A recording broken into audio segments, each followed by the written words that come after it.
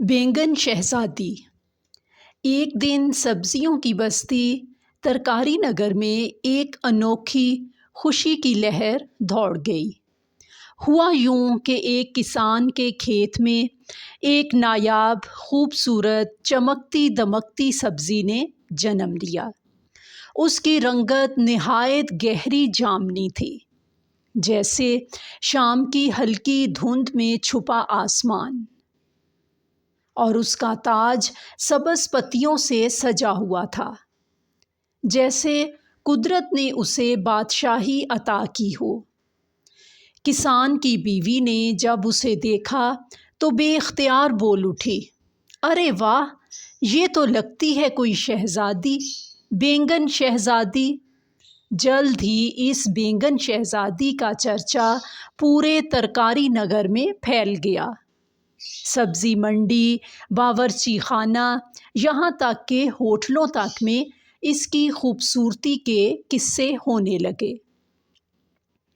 بینگن شہزادی اپنے حسن پر کچھ زیادہ ہی ناز کرنے لگی۔ وہ دوسری سبزیوں سے بات تک نہ کرتی۔ شملہ مرچ نے ایک دن اس سے کہا، شہزادی جی، آپ ہمارے ساتھ سبزیوں کی محفل میں کیوں نہیں آتی؟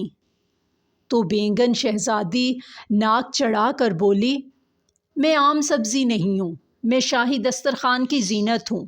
مجھے بھنا، پکایا یا کاٹا نہیں جاتا، بس سراہا جاتا ہے، بس میری تعریفیں ہوتی ہیں۔ آلو، پیاز، گاجر، پالک سب اس کے رویے سے تنگ آ گئے، مگر کوئی بھی کچھ بول نہ سکا۔ ایک دن ایک کمزور سی جھریوں بھری چہرے والی بوڑھی عورت سبزی منڈی میں آئی۔ اس نے بینگن شہزادی کو دیکھا، مسکرائی اور کہا، بیٹی، میرے پوتے کو بینگن کا بھرتا بہت پسند ہے، آج اس کی سالگرہ ہے، کیا تم میرے ساتھ چلو گی؟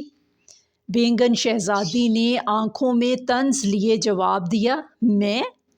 تمہارے پرانے کپڑوں، پھٹے ٹوکرے اور گلی کے گھر کے لیے؟ نہیں بی بی، میں صرف راجاؤں، نوابوں کے لیے بنی ہوں۔ بوڑھی عورت بیچاری آہ بھر کر رہ گئی اور خاموشی سے چلی گئی۔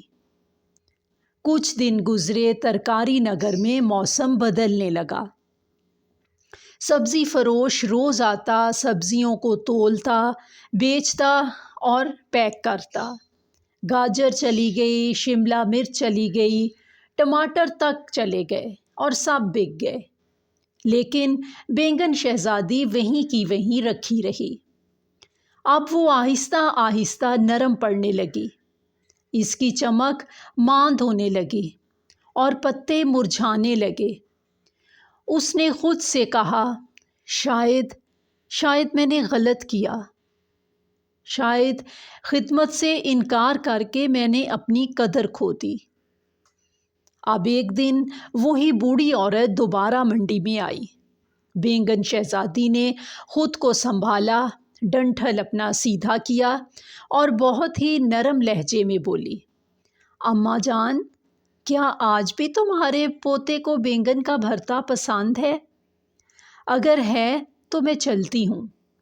بوڑھی عورت کی آنکھوں میں آنسو آ گئے۔ اس نے نرمی سے شہزادی کو اٹھایا، چوم کر ٹوکری میں رکھا اور بولی، شہزادی وہ نہیں ہوتی جو خود کو دوسروں سے اونچا سمجھے، بلکہ وہ جو دوسروں کو خوشی دے۔ جب بوڑھی عورت کے گھر بینگن بھنا، تڑکا لگا، مسالے پڑے تو کچن سے ایسی خوشبو نکلی کہ گلی کے بچے بھی کھڑکیوں سے جھانکنے لگے۔ پوتے نے پہلا نوالا منہ میں رکھا اور خوشی سے چیخ پڑا، دادی، یہ تو شہزادی کا بھرتا ہے۔ بینگن شہزادی نے دل ہی دل میں مسکرا کر کہا، اب میں واقعی شہزادی ہوں، کیونکہ میں کسی کے چہرے پر خوشی لے آئی ہوں۔ تو بچوں، ظاہری خوبصورتی عارضی ہوتی ہے، اصل خوبصورتی دوسروں کے کام آنے میں ہے۔ غرور انسان کو تنہا کر دیتا ہے، لیکن خدمت اسے دلوں میں جگہ دے دیتی ہے۔